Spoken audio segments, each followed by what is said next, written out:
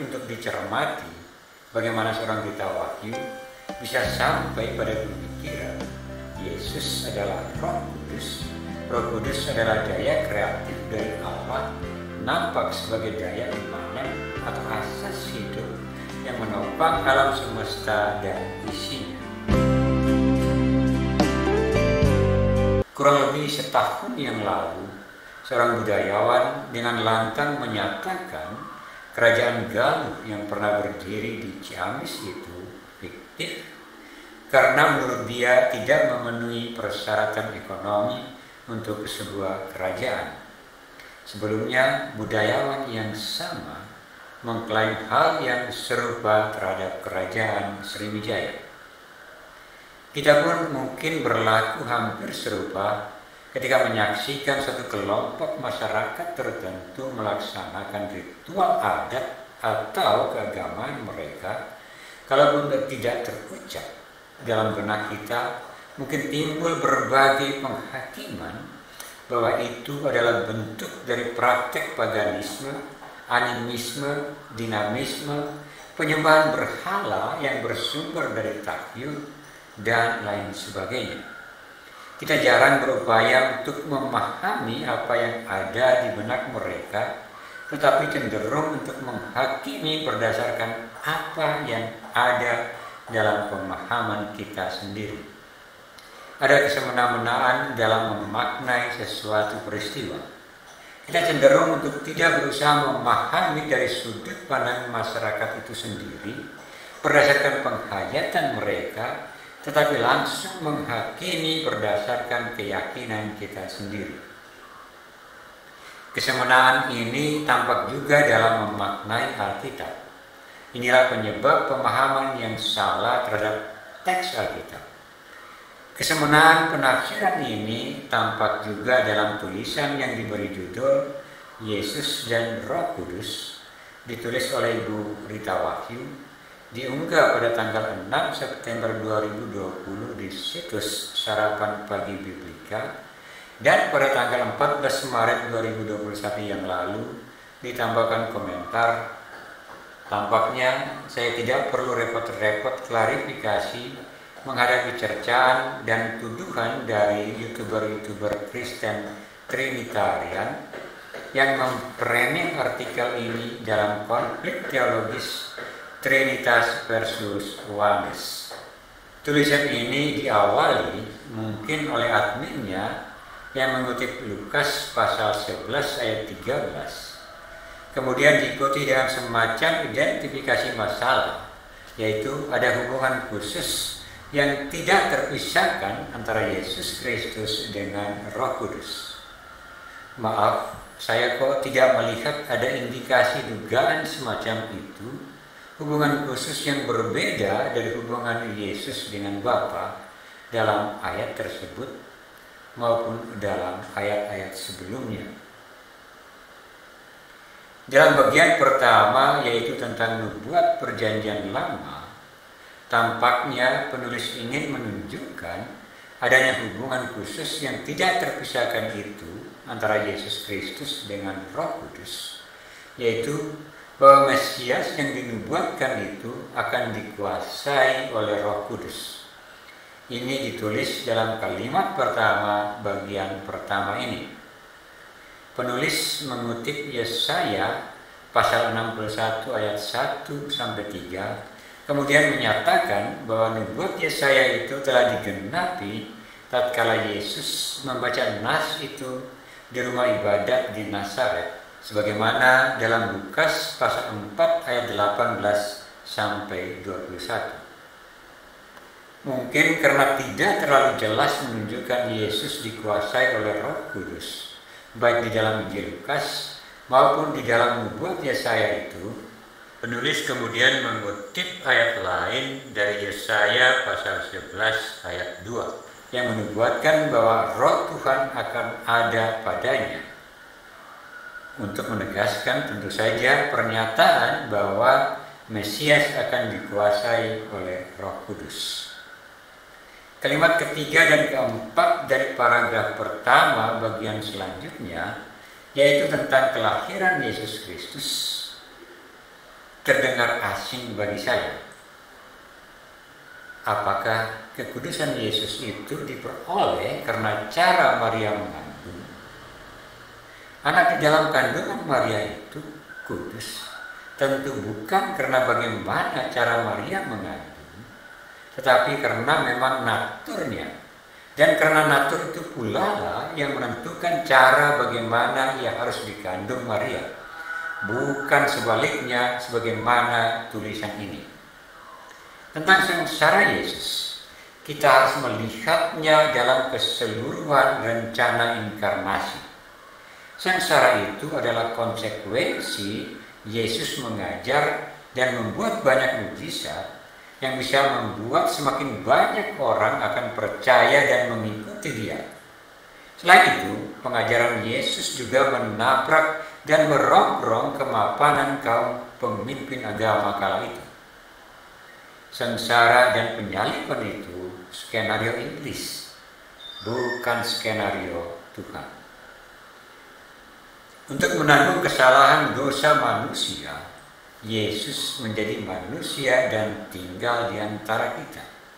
Kesalahan dan dosa manusia itu bukanlah alasan, bukan penyebab mengapa Yesus harus menderita sengsara dan wafat di salib. Kesalahan dan dosa manusia itu adalah alasan, adalah penyebab mengapa firman Allah harus berinkarnasi.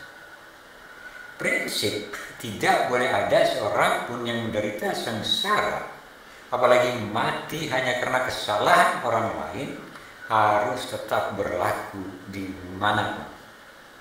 Lagi pula, penyaliban itu tidak akan berarti apa-apa kalau Yesus tidak bangkit dari dunia orang mati. Jadi harus dilihat dalam keseluruhan rencana inkarnasi. Mudah-mudahan menjadi jelas cara pandang seperti ini. Ada beberapa hal menarik yang harus secara hati-hati kita cermati ketika membaca bagian kedua tentang kelahiran Yesus Kristus dari tulisan Yesus dan Roh Kudus ini. Yang pertama adalah komentarnya atas frase terakhir dari Matius pasal 1 ayat 20. Is begotten of the Holy Spirit. Of bukan from. Artinya, yang dalam kandungan anak darah Maria itu adalah Roh Kudus sendiri, bukan pemberian Roh Kudus. Kalau kita mengikuti penalaran seperti ini, yaitu karena of bukan from, maka Ignatius of Antioch berarti Ignatius itu adalah Antiochia.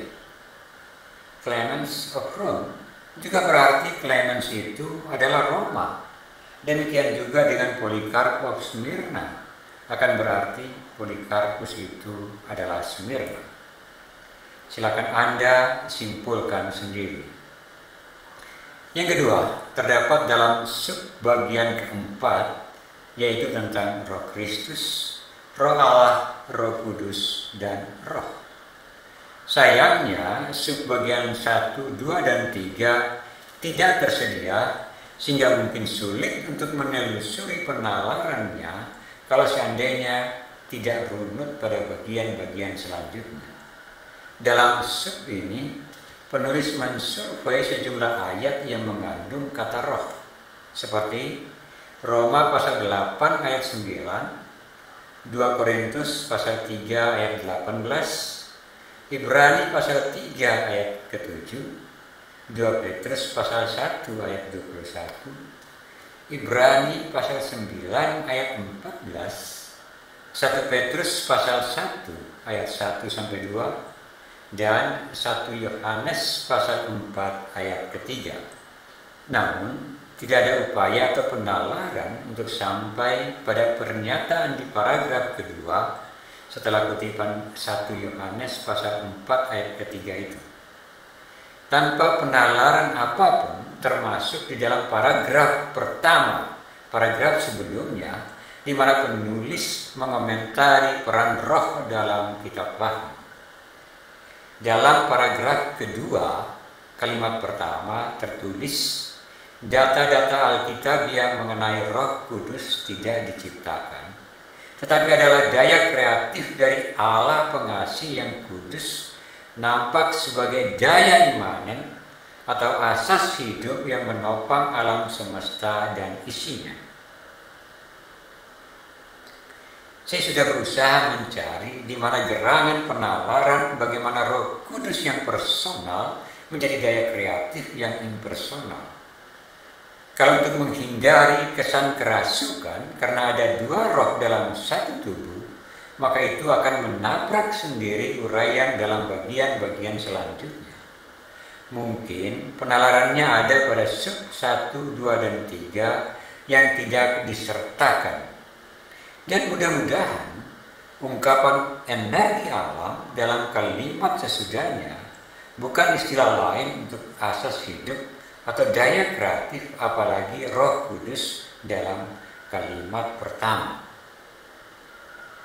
Kalau kita cermati lebih lanjut, penulis rupanya ingin menjelaskan hubungan dan peran Roh Tuhan Allah dalam Yesaya pasal 61 ayat 1a dalam diri Yesus dan kepenuhan janji Yesus dalam diri para pengikutnya. Mungkin karena sifatnya serupai ayat Alkitab tematis yang diberi komentar sekadarnya, sehingga uraiannya lebih membingungkan daripada menjelaskan, setidaknya untuk saya. Saya tidak bermaksud untuk mengupas tulisan ini. Saya menggunakan tulisan ini untuk melihat beberapa hal mendasar yang bisa menimbulkan pengertian yang keliru, yang pada gilirannya akan melahirkan pengajaran yang keliru pula. Mudah-mudahan saya salah. Sejak pengetahuan saya, tidak ada perdebatan tentang surga yang menimbulkan perpecahan dan melahirkan denominasi baru atau aliran baru hanya karena ajarannya tentang surga. Kalau mau dipikir, seharusnya orang tahu terlebih dulu surga itu seperti apa, baru kemudian menyoal tentang penghuninya.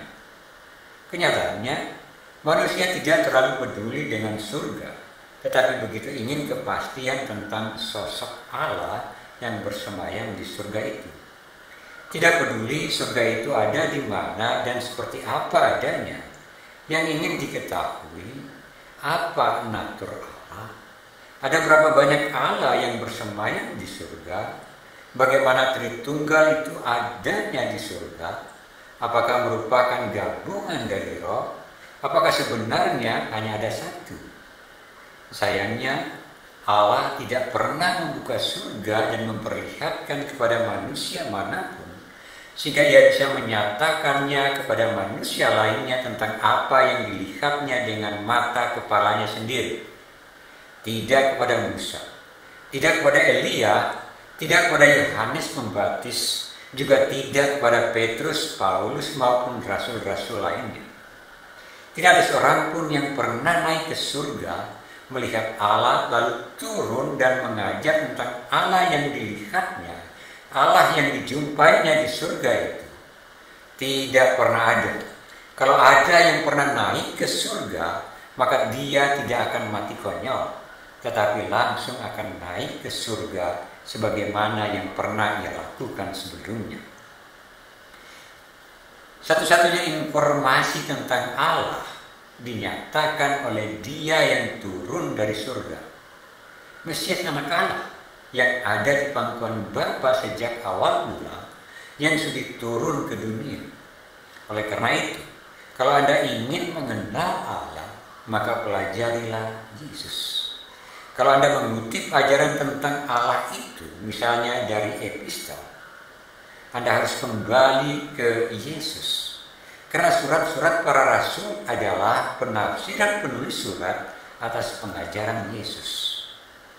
Adalah menggelikan kalau ada yang mengutip dari surat-surat rasul seolah itu berdiri sendiri, apalagi untuk membantah Yesus di dalam Injil. Kekeliruan seperti ini timbul dari paham yang salah juga terhadap Alkitab. Iman Kristiani adalah iman para rasul yang diajarkan dan diwariskan turun-temurun hingga saat ini. Iman Kristiani bukan penemuan 1-2 abad yang lalu. Dan iman para rasul itu adalah iman kepada firman Allah yang menjadi manusia, bukan kepada Alkitab. Alkitab bukan firman Allah pada dirinya sendiri. Alkitab disebut firman Allah karena mewartakan firman Allah yang menjadi manusia itu. Perjanjian baru misalnya adalah kesaksian iman para rasul dan murid Yesus yang ditulis berdasarkan perspektif mereka masing-masing sesuai dengan pengalaman iman umat beriman dan pesan apa yang ingin mereka sampaikan. Jadi iman kepada Yesus Kristus mendahului penulisan Alkitab Perjanjian Baru. Bahkan penulisan Injil dilakukan atas desakan umat. Iman yang mendahului penulisan Perjanjian Baru ini adalah kenyataan sejarah yang sering kali diabaikan, bahkan sengaja dilupakan, terutama oleh kaum Farisi. Dan kenyataan ini mengantar kita kepada pertanyaan berikutnya. Kapan kesadaran iman itu muncul pada diri para rasul? Mengapa mereka sampai pada iman yang demikian? Mengapa umat perdana mudah menerima pengajaran para rasul dan memberikan diri mereka untuk dibaptis? Misalnya pada hari Pentakosta, di mana sekian ribu orang Yahudi yang memberikan diri mereka untuk dibaptis para rasul.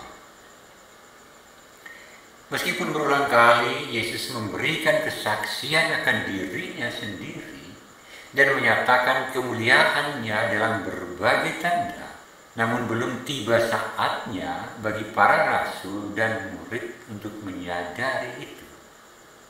Meskipun Petrus juga Marta saudari Lazarus memberi pengakuan bahwa Yesus adalah Mesias, namun masih tampak keraguan terutama pada diri Petrus karena memang belum tiba saatnya.